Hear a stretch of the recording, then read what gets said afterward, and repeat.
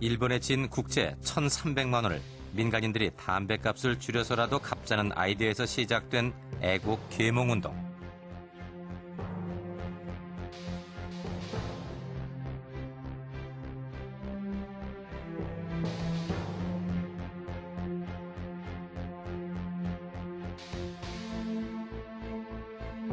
당시 불길처럼 번진 이 캠페인에 너나 할 것 없이 주머니를 털었다.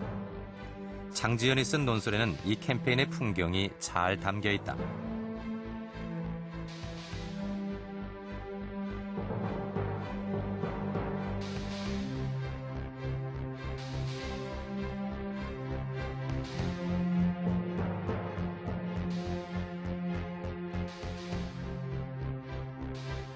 자발적인 민중운동이 그처럼 단시일에 전국적으로 확산된 것은 처음이었다.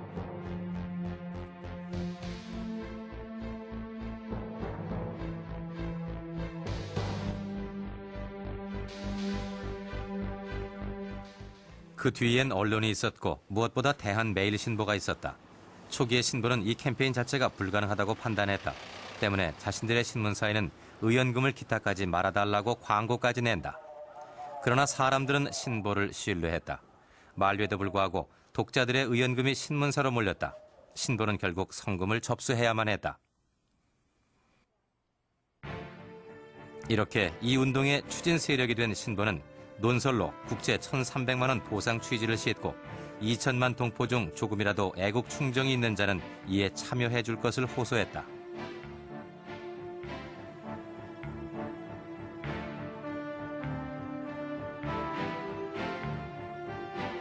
또 신보는 국제보상지원금 총회 규정의 발표와 함께 그 임시 사무소로 결정된다. 자연스럽게 이 운동의 전국적인 중심기관이 된 것이다.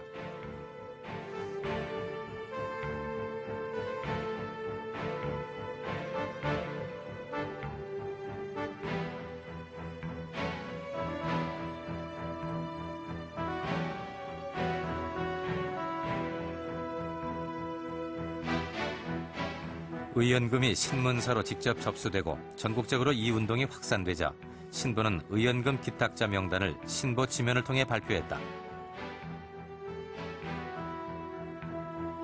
그렇게 전 국민의 참여를 촉구했고 각 지방에서 일어나는 운동과 부인들의 모금운동 등 의연금 기부에 관한 보도를 계속했다. 격려도 잊지 않았다.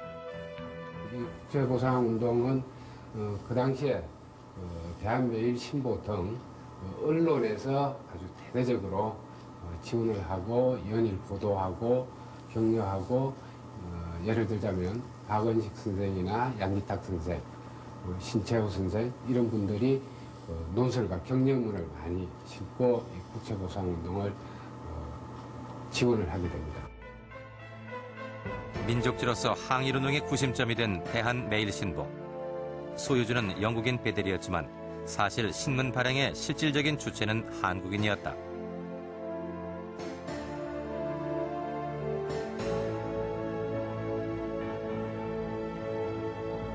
양기탁, 박은식, 신채호 같은 한국인 주필. 한국인 편집인들은 영국인이 소유하는 신문이란 점을 이용해 항일 투쟁을 벌이는 한국의 민족주의자 집단이었다. 고종의 통역이기도 했던 양기탁.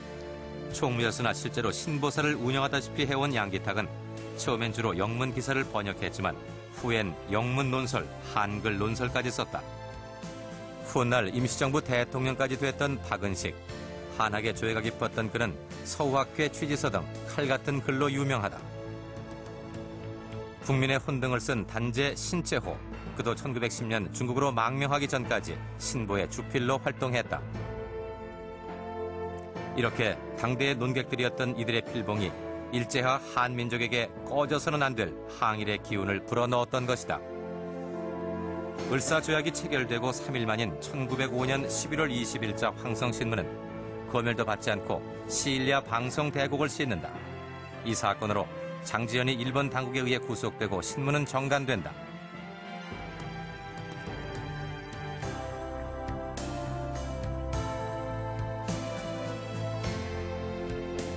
이에 신보는 다음날 일면머리에 황성의무란 제목의 논설을 싣는다. 황성신문의 기자는 자기의 의무를 다했을 뿐이라며 황성신문의 용기를 크게 찬양하고 장지연의 석방을 요구한다.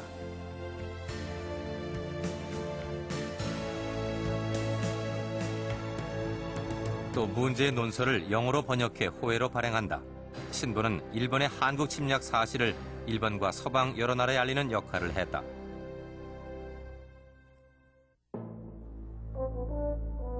(1907년) 신보는 고종 친서를 실었다. 고종이 을사보호조약에 반대한다며 런던 트리벤지 기자에게 위탁한 것이라는 친서를 트리벤지에서 복사 다시 게재한 것이다. 이 사진은 심각한 정치 문제로 비화됐다.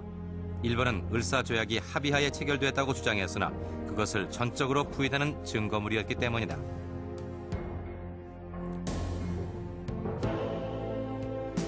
이렇게 과감한 정론을 펼 수 있었던 것은 베델의 치외 법권이란 방패 때문이었다.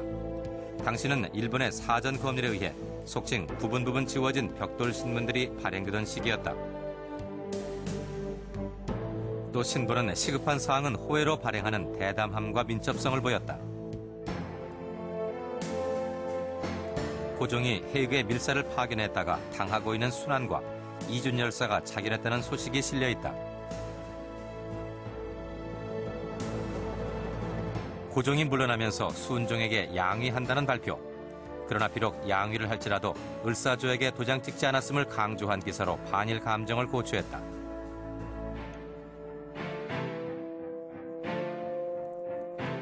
이런 신문을 일본은 가만두지 않았다.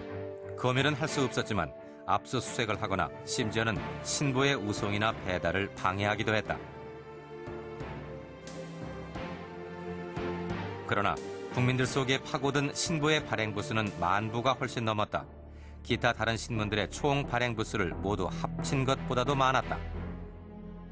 1905년부터는 원래 영어 중심으로 창간된 신문을 영문판 코리아 데일리 뉴스와 국한문판 대한매일신보로 두 개의 신문으로 분리를 했습니다. 이것이 1907년이 되면은 한글판 대한매일신보로 3가지 종류의 신문을 동시에 냅니다. 이것은 우리나라 언론 역사상 그때까지는 3개의 일간지를 동시에 내는 신문은 그것이 처음입니다. 그것은 그만큼 그 신문의 사세가 강하고 많은 국민의 지지를 받았던 신문이기 때문입니다.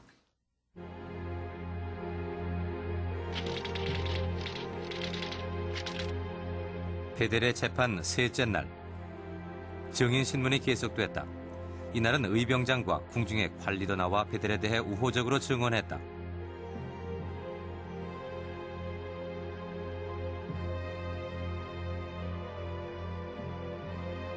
시무택은 끝내 나오지 않았다. 그는 이전에 경찰 조서에서 2,000원과 3,000원을 받아 직접 베델에게 준 적이 있다고 자백해 관리의 적이든 아니든 고종의 지원이 있었다는 사실을 뒷받침한다.